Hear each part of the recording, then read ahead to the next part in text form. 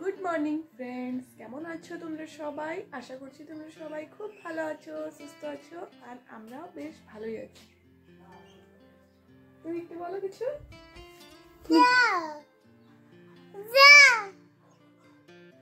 বলো good morning,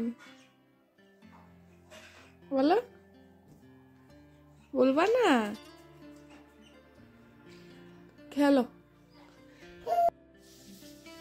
বন্ধুরা, ঘড়িতে সময় হয়েছে এখন প্রায় 9:30, আর এখন আমি পুচকু বাবাকে একটু খাওয়াবো। খাওয়ানোর পরে বাদ বাকি ঘরের যে সমস্ত কাজ থাকে সেগুলো করব।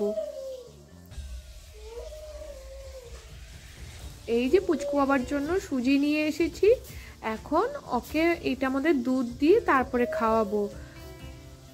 এই যে ওর কোটোটার মধ্যে দুধের গুঁড়োটা শেষ হয়ে গিয়েছিল, তাই একটু ভরে নিচ্ছি।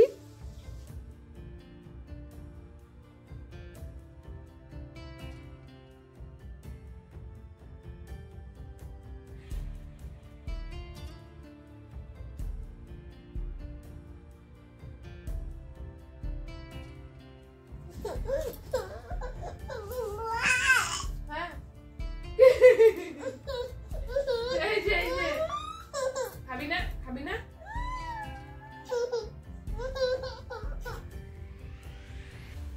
কি লাগবে?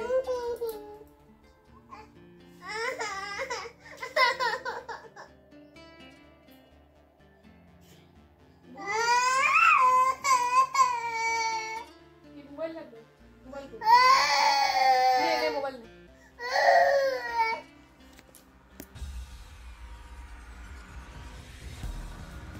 ওই যে পুচকু বাবাটাকে খাওয়ানোর পরে এই যে চলে আসলাম জামা কাপড় মেলতে। এই যে কালকে যে জামা কাপড়গুলো ধুয়েছিলাম সেগুলো আর শুকায়নি, এখন সকাল সকাল রোদে মেলে দিব।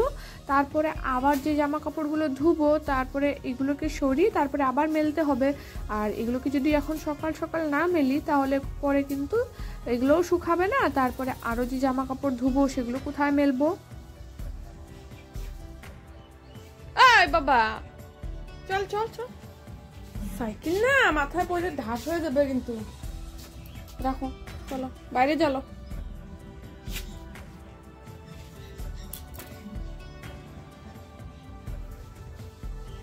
চল বাইরে চল, বাইরে চল, চল।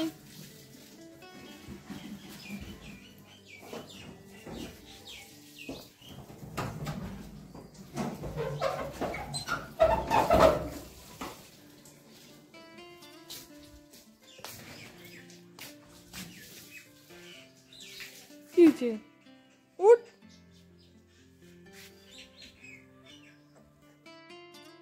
এই যে পুচকু বাবা, দেখো পুচকু বাবাকে নিয়ে আমাকে সমস্ত কাজকর্ম করতে হয়। আমি দেখো ড্রেসিং টেবিলটা গুছাচ্ছি, আর ও দেখো আমার পিছন পিছনেই ঘুরতেছিল। সেটা তোমরা একটু পরেই দেখতে পাবে।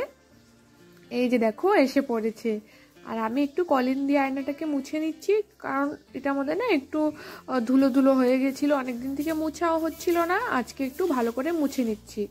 আর সমস্ত যে এই যে কাভারগুলো সেগুলোকেও ধুয়ে নিব। আর তোমাদেরকে বলছি কি বলিনি, আমার মনে নেই ঠিক। আর কারণ এই সমস্ত জিনিসপত্র আজকে একটু ধুচ্ছি, কারণ কালকে একটু চাপ হয়ে যাবে।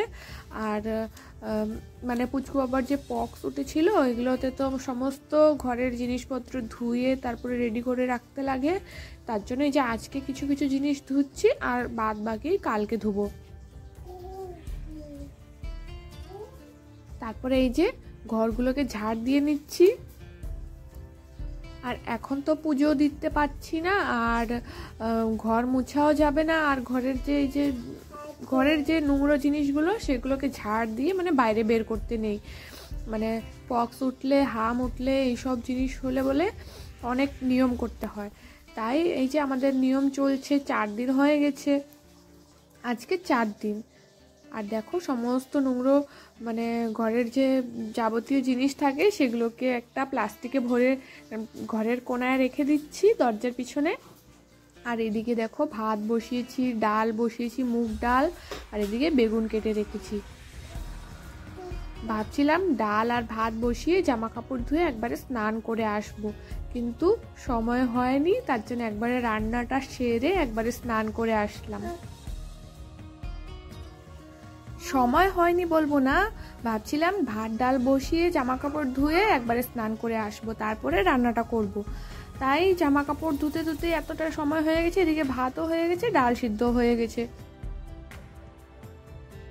তাই ভাবলাম আজকে তো সব সিদ্ধ সিদ্ধ জিনিসগুলোই করতে হবে, তো একবারে ডালটাকে সোমবার দিয়ে তারপরে ভাতটা নামিয়ে তারপরে স্নান করে আসি। তাই এদিকে ভাত নামাচ্ছি, আর এদিকে ডালটাও ফুটে গেছে। আর ওদিকে ছোট একটা হাঁড়ির মধ্যে সমস্ত, যেমন বেগুন সিদ্ধ, কাঁচা কলা সিদ্ধ, আর এই যে এদিকে ডালের মধ্যে আলু সিদ্ধ দিয়েছিলাম, সেটাও হয়ে গেছে। তো সমস্ত জিনিস তো হয়েই গেছে রান্নার, এখন শুধু ডালটাকে ফোড়ন দিব। এমন করে কেউ হাঁটে, এমন করে আগায়? হ্যাঁ হ্যাঁ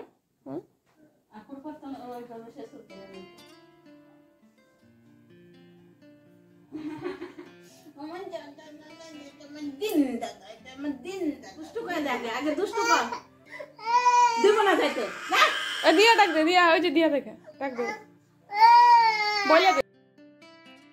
ডাল ফোড়ন দিব, ওই কড়াইয়ের মধ্যে একটু ঘি দিয়ে পুচকু বাবার জন্য একটু কাঁচা কলা সিদ্ধ করেছিলাম, সেটাকে পিস পিস করে একটু ভাজা করছি, কারণ ও তো কোনো কিছু দিয়েই খেতে পারছে না, যেহেতু ওর মুখের মধ্যে ঘা হয়েছে।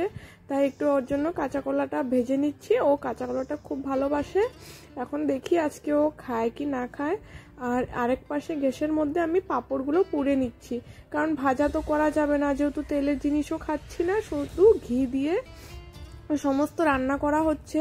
আর দেখো এদিকে পাঁপড় ভাজতে ভাজতে মানে আমার হাতটাও পুড়ে গেছে, আর এত জ্বলছিল।